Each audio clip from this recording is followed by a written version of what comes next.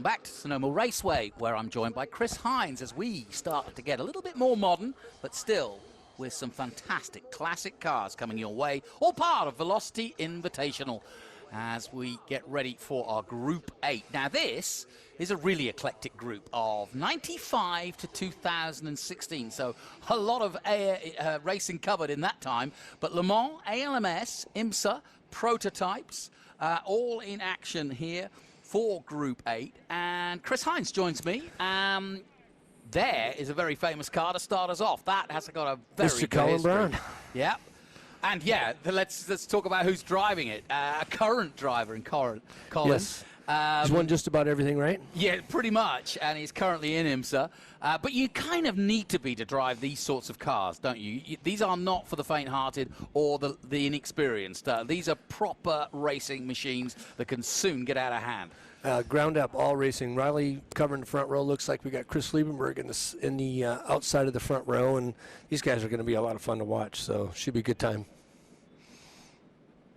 Hurley Haywood, Danny Sullivan drove that car, two fantastic big names. It's a Wayne Taylor car that Colin's in. Yeah. In fact, that Mark IV, Riley, 1996 was a Daytona. I want to say, in fact, I think it's the only car that's actually won Daytona and Sebring in the same year, and this is chassis 004. Well, Riley builds a pretty nice piece of car, you know. Oh, yeah. And they're very winning, obviously, all the time. So I'll tell you what, Colin, the groups of cars this year are fantastic. Oh, I mean, a lot better variety of cars. The years changed a little bit and given us a bigger variety of cars to watch and entertain ourselves with. It's a lot of fun to watch this weekend so far. Well, before we get underway with this, Chris, tell me about your interest in this and how you got into this crazy world that is historic racing. Well, you know, we've been doing this a long time. We've been doing it 23 years. We have a vintage racing shop in Scottsdale. We take care of about 65 Arizona? cars, from modern stuff to extremely old specials, So you V8 look after specials. Mr. Walton's cars then? Rob's one of my neighbors over there. You go. Yeah, he's great. See, I've put it all together. yeah, he's a great guy. Lives around the corner from us. But I've heard he kind of just wanders out in an absolute unobtainium car, and, you know, just down to the shops now and again. Yeah, you can go to dinner some nights and you see whatever he pulls up in, and you're like, oh my goodness, look at this. Yeah, that's a one of one. Yep. I've seen one, and he has it. Big community in Arizona? You know, Scottsdale's a great community. We have a lot of car shows. We have a lot of auctions. We have a lot of stuff going on all the time. We have a big modern car presence. Cars and Coffee usually get 600 to 700 cars on the first Saturday of every month. You know, so it's a lot of fun. It's very entertaining. There's a pile of cars, a lot of great people, a lot of very famous people live there. You know, it's a lot of fun. You know? Yeah, it is becoming quite a hot spot for those retirees who've done well in life. Put it that way. we've had a growth spurt. I mean, we're growing every month. I think we grow by like about 9,000 people in Arizona. Wow. So from everywhere, from all over the world, country. A lot of California people tired of being comfortable. They want to be hot. Yep, exactly. So what catches your eye here? I just mentioned the car leading obviously has a storied history of wins. It actually went to Le Mans but retired in the night with the gearbox failure. So I didn't finish off that by, but it was Wayne Taylor. Right, I liked kind of impartial to Celine's. You know, Celine has a couple of really cool cars that they built. The S7, I'm not sure the S7 is in the group. I was just kind of looking for it as the cars went out as we're watching, so... Yeah, that's Celine that is out there. 2004 did ALMS and FIA GT. With Gerard Lopez driving. Okay, it is out there. Okay, great, because that's a really eclectic, cool car. You don't get to see a lot of those in the front row. I mean, is going to be fun to watch here. I hope these guys can stay together a little bit because I got a feeling it's going to be a very quick-paced race. So the pace car comes off and away we go for our Group 8. First time out, 95 to 2016, Le Mans, ALMS, IMSA, prototypes and GT cars. Up the hill they go then for the first time, and as you say, pretty frenetic stuff, especially from second all the way back to we've got 10th? A nice pad of about 10 cars all piled together there, looking like they're having some fun going up the hill. Looks like Colin got a pretty good shot out of the hole there. Boy, he's got about a 3-second lead already here. Yeah, he did. He got a nice hole shot, didn't he? Yeah. Look at him go. Boy, the acceleration in that thing. Going down the hill is amazing, isn't it? Yeah, that is. You really see it from the drone, too. Yeah, I was watching him in practice yesterday and thinking he's just a cut above, and he was proving it. Well, apparently we don't have a wide enough view screen to get all of them in the picture here based on that start, right? Yeah. Colin Brown, though. Looks like a Dodge Viper coming up here. Who's that? That Viper is driven by Florent Moulin. Oh, Florent Moulin. Yeah. He's from Belgium. Ah, yes. He's a great racer. We've been to Spa a couple times. Watch over there.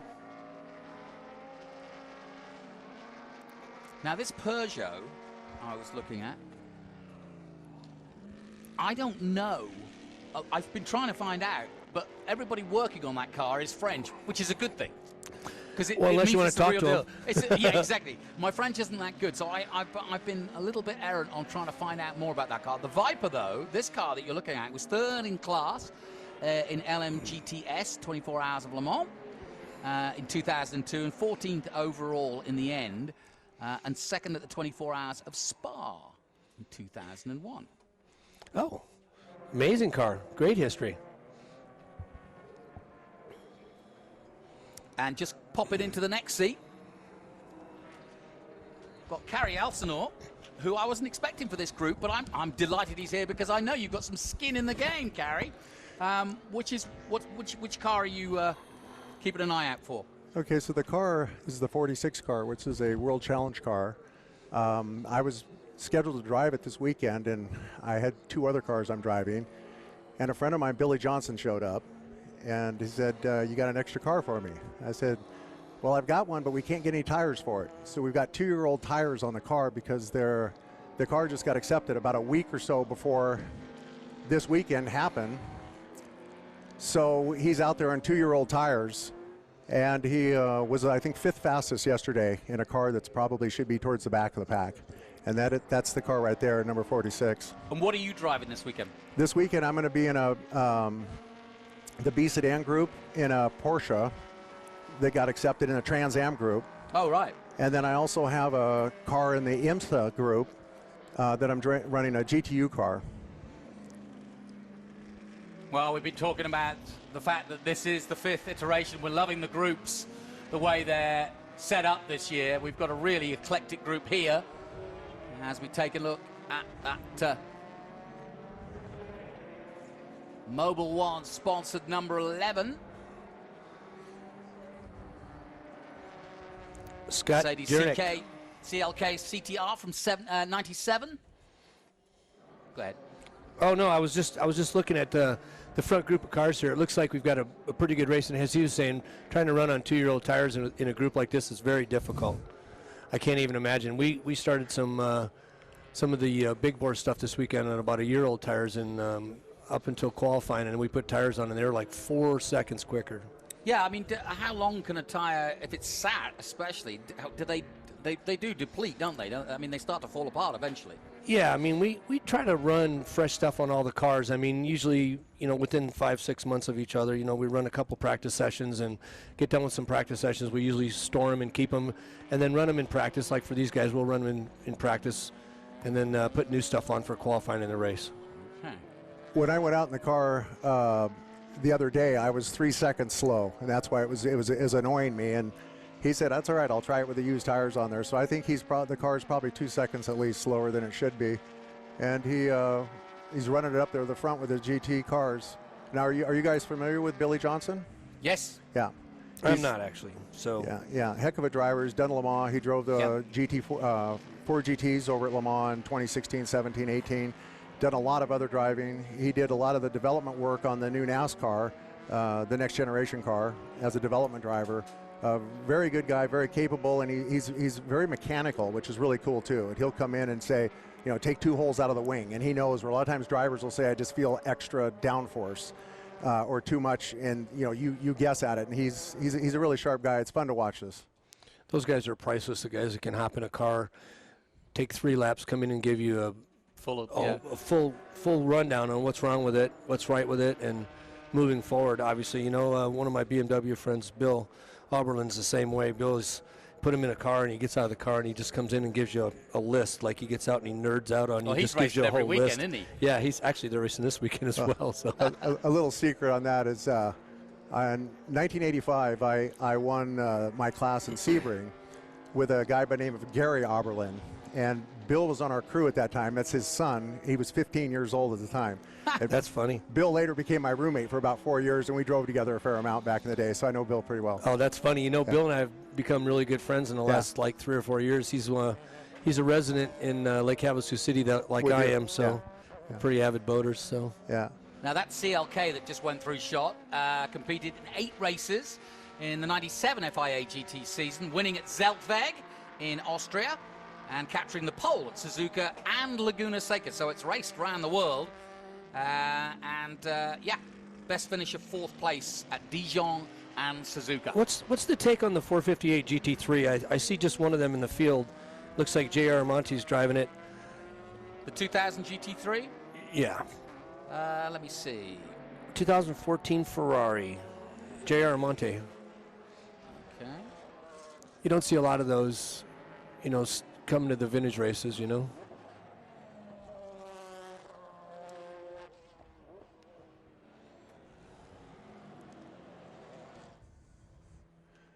There's some other cool GT cars a little bit further back. I see one of the Flying Lizard cars out there. Yeah, we've got a couple of Flying Lizard cars out there. Yeah, which are cool. To answer your question, that 458 GT3 was a works car run by AF Corsa. And it won the 24 Hours of Spa for Ferrari. And it ran between 2013 to 2016 with factory team with factory drivers. So pretty impressive. And I think the 14s, 15s, and 16s are pretty much the same car. So it's kind of fun to watch them. Also, I saw there was a 2-speed 997 Cup car out there as well. Is that what that was? We just saw it go by?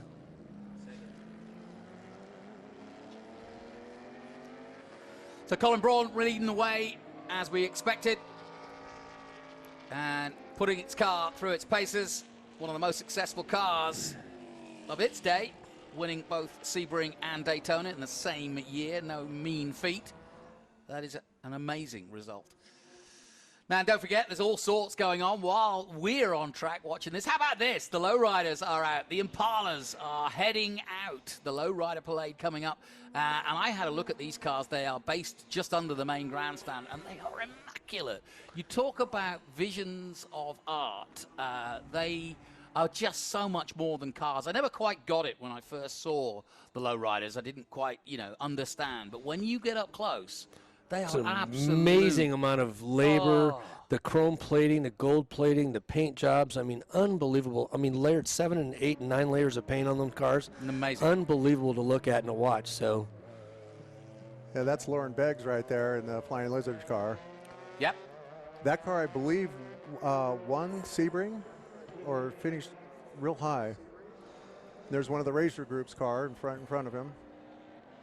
So it's a GT3. That'd be a GTR. That's probably a 2003. 67 is, that's a Grand Am Porsche from 2000. 2 or 3. 8 finishes in the 2000 season, 2 finishes in the 2001 season, including the 24 Hours of Daytona. So that's a really early car then, a little earlier than I thought. But yeah, Kevin was quite successful with those cars back in the early 2000s. it's amazing to me that the group of cars, I mean, there's Audis out there, there's a whole pile of stuff out there. Yeah. And to watch these guys all run together, I mean, the speed changes, difference in between these cars is unbelievable to me. Like trying to watch them maneuver around each other once the lap cars start coming into play here. It looks like we've already got a car lap down. So yeah, we really good racing going on right there with the Audi and the Ferrari right behind them, then a Porsche, and then another Porsche behind that. So you got all the different brands, and it's fun to watch. And that R8 and that 458, talk about 2 cars that dominated for a decade in their respective times in sports car racing. When I think of, Ferrari's efforts with Tony Villander and many others, and then with the R8, it just, it was just a miracle, really, how much they got out of that Kerry, car. what do you know, Kerry, about John McKenna and that Daytona prototype, that wins car? It's an older prototype. It's a 2005. What do you know about that car? That thing's holding its own out there, and John's a John's a great driver, but he's not a pro. You know, he's holding his own out there with those guys. Yeah, they had Wynn's had 2 of those cars back in the day. One was the all purple car, which is here. Then another one had purple highlights with white on it. That they ran those cars, father and son. The Hotchkiss had those cars back in the day, and they were quite successful. Ran a lot of Daytona, a lot of Sebring, full seasons. They were very competitive in those cars back in the day. From a shop standpoint, from my standpoint, coming to this race has always been, the last 3 years, it's gotten better and better and better. Jeff and his team have done an amazing job with all the stuff that we're doing. We brought 6 cars. I don't know how many cars you brought, but we brought 6. And what a great venue in the split to have all the stuff that's going on in between the races, and it's keeping the crowd. There's a ton of people here, Dave. You've walked around it all, Jonathan? Oh, my God, there's a ton of people here. I know. I was out there early this morning, and it wasn't as crowded, and then I saw a shot recently, and so I've been in here most of the morning, so I haven't had a chance to wander around, but I can see it's filled up big time. It looks like Doug Barron just got by a couple of the cars there in his 991 GTR. Pretty fast cars, so he's getting some time, so he's back behind the Audi now. Yeah, we've got the 2016 991 GT3R. That actually raced in the Australian GT Championship. Yeah. Car finished second in that championship in 2017. I won 2 races. It's got the Mattel's sponsorship on it. Yep. Which is kind of cool. Also won its class at Bathurst in the 12 hours. Yeah. Finished 4th overall. So, and that's no mean feat. That is one hell of a race, that Bathurst 12 hours. Yeah. Where are we coming down here? What's Colin's lap times? Any idea what kind of lap times this guy's running? I can give you a rough idea, yes. Colin Brown doing 129.5. So he's well ahead of the rest of the chasing field. Best lap at 129, and he looks like he's hot lapping about 33s. So he's keeping a nice little pace out there. Yeah, so it's Colin, then Jared Lopez, Chris Lindenberg, Florent Moulin, who you mentioned, the Belgian, Yep. Billy Johnson, who we've already talked about, Scott Durnick, who was in here earlier, telling us about Group 3, Andrew Ferrari and Joe Robillard, and Bruce Leeson in 9th, and Doug Barron rounding out the top 10. Chris Liebenberg's quite a story behind Three Dog Garage. I don't know if you're familiar with those guys. They're out of Boyertown in Pennsylvania. They take care of about 100 Ford-powered race cars. Wow. They have a pile of prototypes. They have a lot of historic Trans Am cars. They have a couple saloons. They have a whole stuff. They work with Roush and some other companies, but I'll tell you, they've got an unbelievable collection of cars, and Chris is so blessed. All he has to do is show up and drive these guys. I think I'd like to be in that position. How about you? Yeah, me too. Carrie, how did you get into this crazy world? I just started, I was kind of the young guy at the time and started doing a little racing, and wanted to go after IMSA, and I was able to race IMSA on and off. Never ran a full season. Had some pretty good finishes at some endurance races and a lot of fun, and then I later had to go make a real living for a while and went into business there, and now some of the cars I kept forever, which my friends used to sell that old piece of junk. What are you keeping it around for? and now they say, hey, Mr. Moneybags, where'd you get that car from? I said, that's the one you told me to throw away. Yeah, exactly.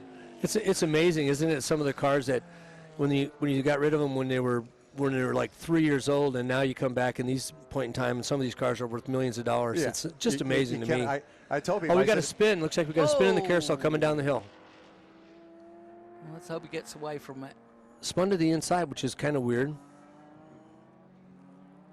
In the middle of the carousel, not at the bottom. We were just talking, and I looked up, and there he went.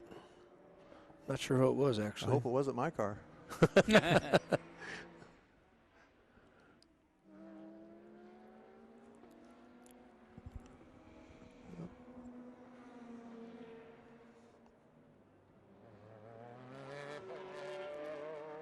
So a full weekend, a full festival here at Velocity Invitational. This is the 5th running of this particular event. We've been at Laguna Seca once, but we've sort of found a home here at Sonoma.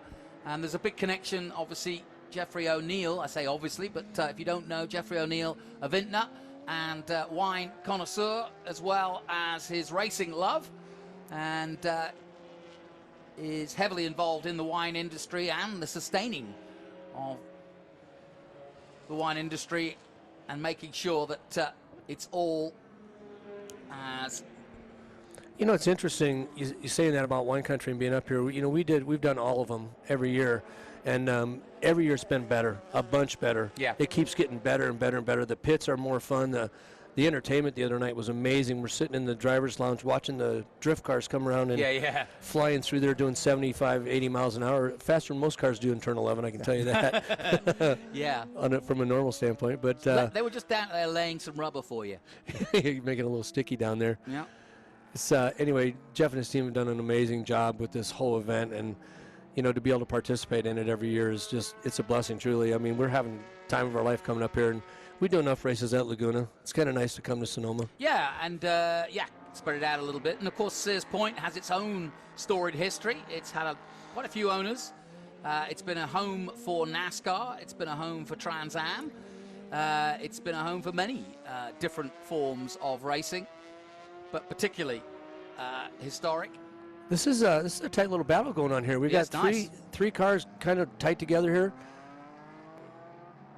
Kerry, I'm sure you know which each one of those cars are. Well, Scott Dernick and Ferreira who are battling it out. Dernick in the Merc. Yeah, I just love that Mercedes. I like when they're identifiable enough that you can still kind of tell what they are. When they got so far at one point when they just became these objects. Yeah, and all you seen was the emblem on the front? Yeah, yeah. So I really like the time of the GT1 cars back when the 996s, the 997s, 993s actually, where they had the GT1 cars, and they were still more identifiable. That's kind of what I lean towards. Even though the 962s weren't, I love the 962s too. You can't not like those. And that Ligier that's chasing the Merc at the moment that we're watching is a 2015 JSP 315. Took part in the European Le Mans Series in 2016, 17, and 18. Watch the power of the 962 down here. He'll probably get close to him before 7. Oh, see that? There you go. There you go. Win car. That was when I was just saying. John McKenna looked like he spun coming into the corner there. Yeah. That's a bad spot too, right there, with that fence right on your left. Yeah. Well, let's hope he's kept it out of the fence, but nice overtake by the Ligier as away he plops in the 77, the all-silver. It's amazing to listen to the tone of the engine. The engine tone doesn't change a whole lot, and the car picks up an unbelievable amount of speed. Yeah.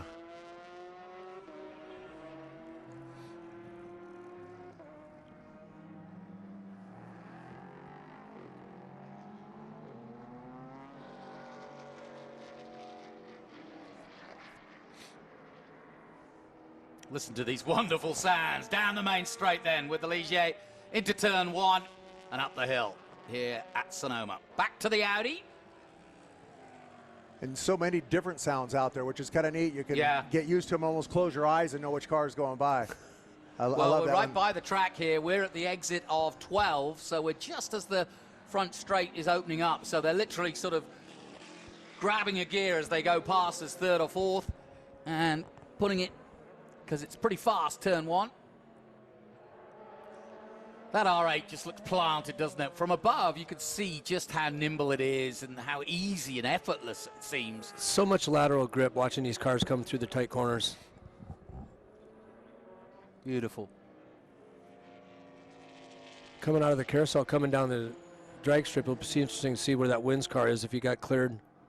Yes, that's another great car. I don't want to jinx myself, but I found the outside line yesterday, and the carousel had pretty good stick where I was coming through a group, and I actually was able to pass 2 cars on the outside on the carousel. On the carousel on the way down the hill? Yeah, and I don't want to jinx myself because... No, you're fine. I don't want to repeat that one necessarily, but I was amazed at how much stick it had out there. I was able to make that stick at the end.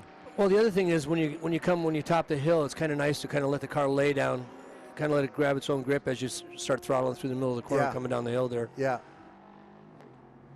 Oh, we still got, here comes the Audi, past the Mercedes coming into 11. Oh. Yeah, that competed in the Japan GT Championship. Yep, made the pass clean. And then it also raced in the US in the F1 support race in 2020, this particular car. Beautiful car. And Scott Dernick. These guys look like they're having a little bit of fun with each other, to be honest. It looks like they're kind of letting each other go and coming back and forth, which is a great thing, being able to watch each other race. So. And that Mercedes that he just passed, as I mentioned earlier, did 8 races in the 97 FIA GT season.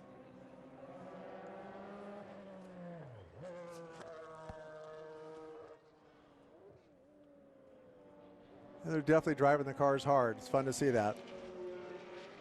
You know, one of the things that amazes me, a lot of people watching, I'm not sure they really understand how much technology they're looking at and how much ability and these mechanics have that are working on these cars, keeping these things running.